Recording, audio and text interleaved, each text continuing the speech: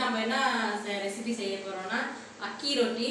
அதுக்கு என்னென்ன தேவையான பொருள் என்னன்னு பார்க்கலாம். நான் எப்படி என்ன அளவு போடுறோனோ அதே மாதிரி போடுங்க, அப்போ கரெக்டாக வரும் ஃப்ரெண்ட்ஸ். எப்படி என்ன செய்யலாம்னு பார்க்கலாமா வீடியோ.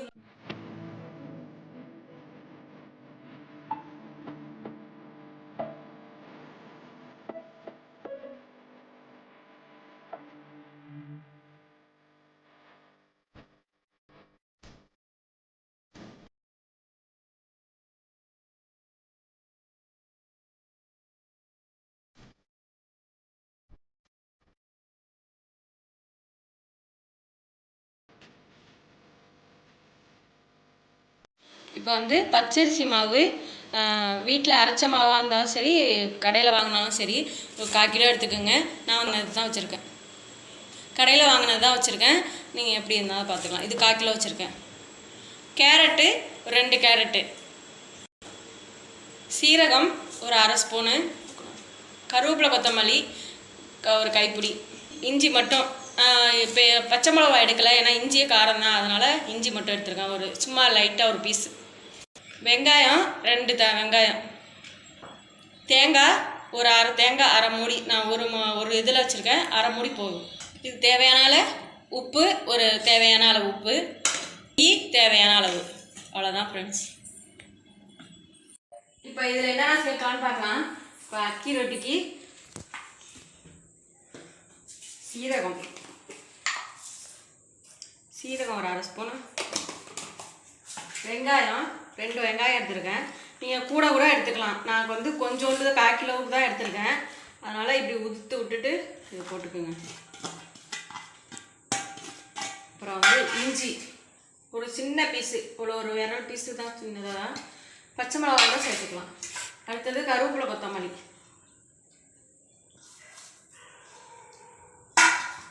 கேரட்டு. நீங்கள் வேணும்னா கேரட்டு போட்டுக்கலாம், இல்லைன்னா ஸ்கிப் பண்ணிக்கலாம்.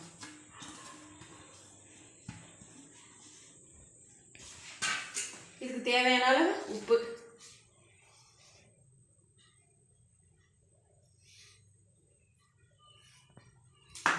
தேங்காய் 1/2 மூடி தேங்காய் வச்சுருக்கேன், அதையும் போட்டுக்கலாம். இது கொஞ்சமாக தண்ணி ஊற்றி நல்லா சப்பாத்தி மாவு பிசைகிற அளவுக்கு பிசைஞ்சிக்கணும். ஃபுல்லாக மிக்ஸ் பண்ணிக்கலாம். ஃபஸ்ட்டு ஃபுல்லாக ஈவனாக மிக்ஸ் பண்ணிக்கிட்டு அப்புறமா தண்ணி ஊற்றி கொஞ்சம் கொஞ்சமாக பிசையலாம்.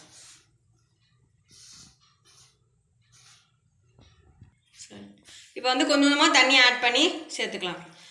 நம்ம சப்பாத்தி மாவு பிசைகிறோமா அதேமாரி கொஞ்சம் கொஞ்சமாக ஊற்றி பிசைஞ்சிக்கணும்.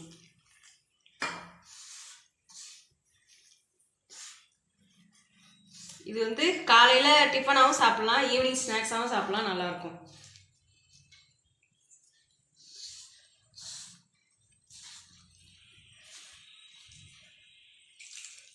இது அக்கி ரொட்டி சூப்பராக டேஸ்ட்டாக இருக்கும். சட்னி கார சட்னி, தேங்காய் சட்னி அப்படி ஊற்றி சாப்பிட்டுக்கலாம். செஞ்சு சாப்பிட்டிங்கன்னா சூப்பராக இருக்கும். இப்போ எல்லாம் ஃபுல்லாக பிசைஞ்சிட்டு காமிக்கிறேன். இப்போ மாவு நல்லா பிசைஞ்சிட்டேன் பாருங்கள். நல்லா சப்பாத்தி மாவு பிசைகிற அளவுக்கு திக்காக இருக்குது பாருங்கள். இப்படி தான் பிசைஞ்சிக்கணும். நம்ம இப்போ உருண்டை எடுத்து இப்போ இது பண்ணிக்கலாம்.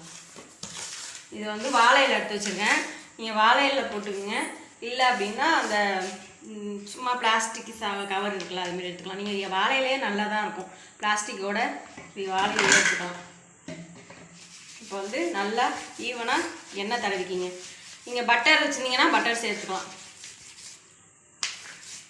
நான் நெய் தோசைகள் சேர்த்துக்கலாம் அப்படின்ட்டு இப்போ எண்ணெய் தடவுறேன்.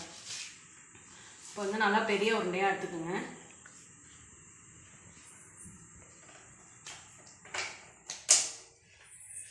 நல்லா பெரிய உருண்டையாக எடுத்து ஃபுல்லாக நல்லா தடவிக்கணும். ரொம்ப மெலிசாகவும் இல்லாமல் இது பாருங்க எவ்வளோ சாஃப்டாக இருக்குது பாருங்க. இப்படி தான் சாஃப்டாக இருக்கணும். நல்லா மெலிசாக இல்லாமல் கொஞ்சம் திக்காகவே தட்டணும். ரொம்ப திக்காகவும் இருக்கக்கூடாது, ரொம்ப மெலிசாகவும் இருக்கக்கூடாது. நான் காமிக்கிறேன் பாருங்கள் தட்டிட்டு.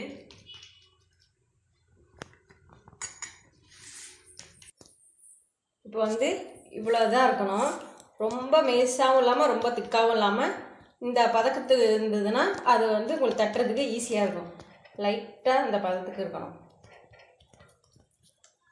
இப்போ வந்து லைட்டாக ஒரு ஓட்டை, அப்போ தான் கொஞ்சம் வேகும். ஒரு 4-5 ஓட்டை போட்டுக்கோங்க. ஃபுல்லாக வேகும், பார்க்குறதுக்கும் நல்லாயிருக்கும். இப்போ வந்து தோசைக்கல் சூடாக இருக்குது, தோசைக்கல் போட்டுக்கணும்.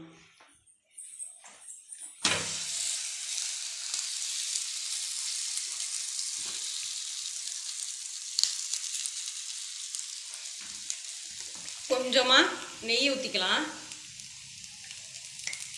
கொஞ்சம் நிறையாவும் வேணால் ஊற்றிக்கலாம். வேணும்னா நிறையா ஊற்றிக்கிங்க. வேகணும், அதனால் கொஞ்சம் நெய் ஊற்றிக்கலாம். எண்ணெய் ஊற்றலாமா எண்ணெய் ஊற்றக்கூடாது, எண்ணெய் ஊற்றலாமான்னு கேட்டிங்கன்னா எண்ணெய் ஊற்ற வேண்டாம், நல்லா இருக்காது. இதுக்கு வந்து நெய் கொஞ்சம் ஊற்றலாம், இல்லை பட்டர் சேர்த்துக்கலாம், அப்போ தான் நல்லாயிருக்கும்.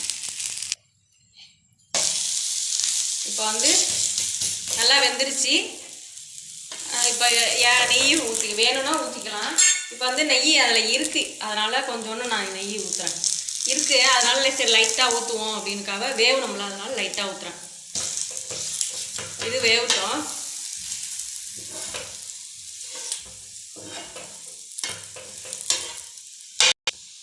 இப்போ வந்து வெந்துருச்சு, எடுத்துக்கலாம். இப்போ வந்து அடுத்தது தட்டிக்கலாம். எண்ணெய் வந்து ஃபஸ்ட்டு வந்து கொஞ்சமாக வந்து இப்போ நிறையா ஊற்றிக்கிங்க. இப்போ வந்து நல்லா பெரிய உருண்டையாக எடுத்து இந்தமாரி உருட்டிக்கலாம். உருட்டி அதேமாரி மெத்தடில் தான், ரொம்ப மெலிசாகவும் இல்லாமல் ரொம்ப திக்காகவும் இல்லாமல் ஈவனாக தட்டணும்.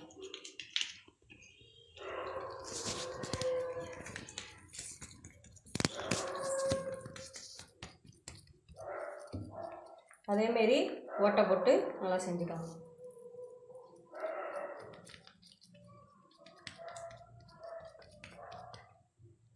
ஒரு 2-3 ஓட்டை எக்ஸ்ட்ரா கொஞ்சம் பெருசாகவே போடுங்க. அவ்வளோதான். இதை அடுப்பில் வச்சு வேக வச்சிடணும்.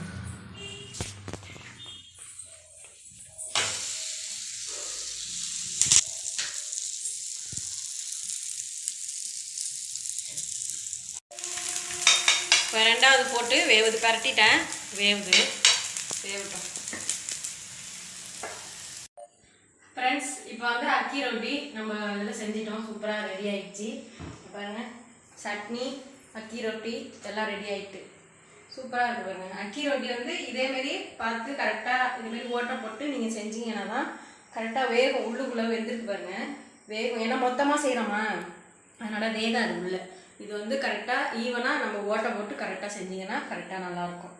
அவ்வளோதான் ஃப்ரெண்ட்ஸ், சூப்பராக ரெசிபிஸ் வந்து இது காலையில் டிஃபனாக வச்சுக்கலாம், ஈவினிங் ஸ்நாக்ஸ் ஆகும். ஒரு ஸ்கூல் விட்டு வந்து பிள்ளைங்க வந்தால் 5 மணி போல் செஞ்சு கொடுத்தீங்கன்னா வயிறு ஃபில்லிங்காக இருக்கும், பசங்களும் விளையாண்டுட்டு இருக்கோம் தெரியாது. ஆனால் அதனால் சாயங்காலம் ஈவினிங் காலையில் அப்போ செஞ்சு கொடுங்க. ஃப்ரெண்ட்ஸ், நம்ம வீடியோ பிடிச்சிருந்தா லைக் பண்ணுங்கள், ஷேர் பண்ணுங்கள், கமெண்ட் பண்ணுங்கள், மறக்காம சப்ஸ்கிரைப் பண்ணிட்டு பெல் பட்டன் நமக்கு கொடுத்தீங்கன்னா என் வீடியோஸ் நோட்டிஃபிகேஷனாக வந்துகிட்டே இருக்கும். என் வீடியோ மிஸ் பண்ணாமல் பார்க்கலாம். டேக் கேர், பாய்.